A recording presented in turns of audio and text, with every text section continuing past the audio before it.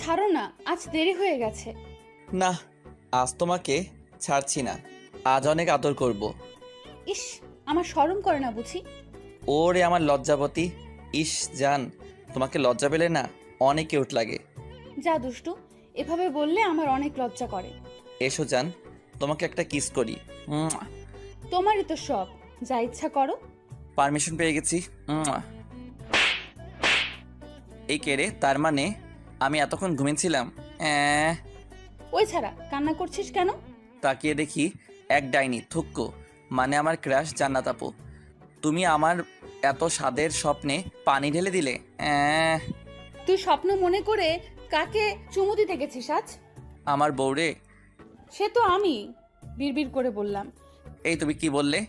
কিছু না, তাড়াতাড়ি ফ্রেশ হয়ে নে, আজ কলেজে তাড়াতাড়ি যেতে হবে। আমার এক বান্ধবীর বিয়ে আজ, আমাকে নিয়ে শপিং এ যাবে। বান্ধবীর বিয়ে হলে কলেজে যাবে কেন? তুই কলেজে যাবি, তাই আমাকে যাওয়ার সময় নামিয়ে দিয়ে আসবি। আজ আমি কলেজে যাব না। চাচিকে বলবো যে তোমার মেয়ে নাকি আজ কলেজে যাবে না। কি বললি তুই? আম্মারে বলবি? দাঁড়া।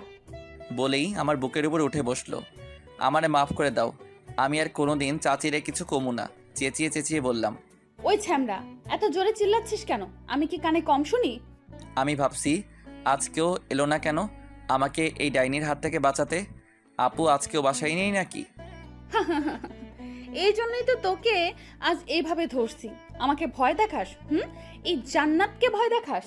কি বললি? আমি চাচিকে বলবো যে তোমার মেয়ে নাকি আজ কলেজে যাবে না? কেন, বাসার সবাই কোথায় গেল? আব্বু আম্মু দাদিকে দেখতে গেছে, আর বড় চাচু অফিসে গেছে, আর চাচি বাজারে গেছে। আমাকে মাফ করে দাও, আমি আর কোনোদিন তোমার বিরুদ্ধে চাচির কাছে বলবো না। না, এত সহজে তো তোকে আজ ছাড়ছি না। আমি যখন কোনো মেয়ে পটাতে যাই